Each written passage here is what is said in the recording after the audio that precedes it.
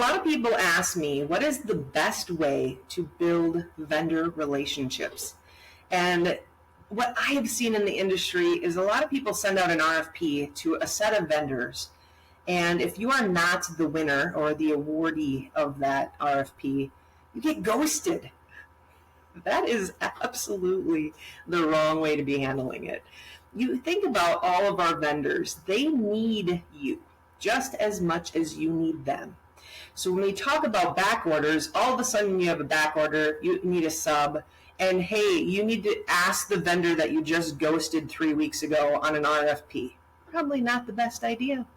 What I would say is when you are dealing with vendors, you continue the relationship because the relationship is 50-50.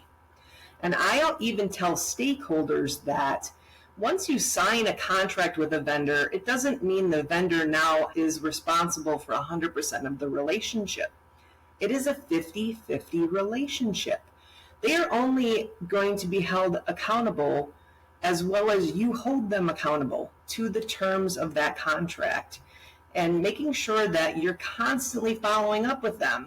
You are categorizing your vendors to, are they integrated? Would they be sitting in your office if you have an office today? Are they strategic? Are you constantly sharing your goals, your metrics, their goals together and working on those things together as a collaborative team?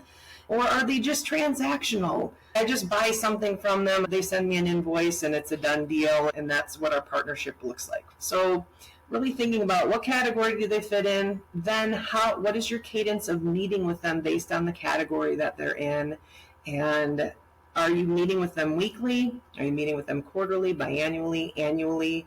And if they're transactional, you may just meet with them every time you renew your contract. But making sure that you're understanding your vendor relationships. And I always tell my stakeholders, okay, we have a contract now with this vendor. How do we hold them accountable throughout the term of the contract, whether it's 3 year, 5 year, and making sure that the stakeholders understand they have to continue to feed you the feedback and not just once a year when something blows up. So continuing to have the relationship with the stakeholder to create the relationship with the vendor is super important.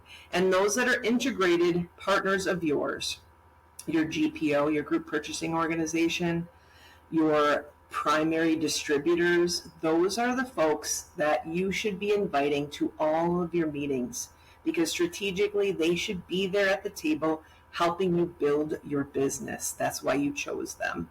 So these are some things to think about when building relationships with vendors.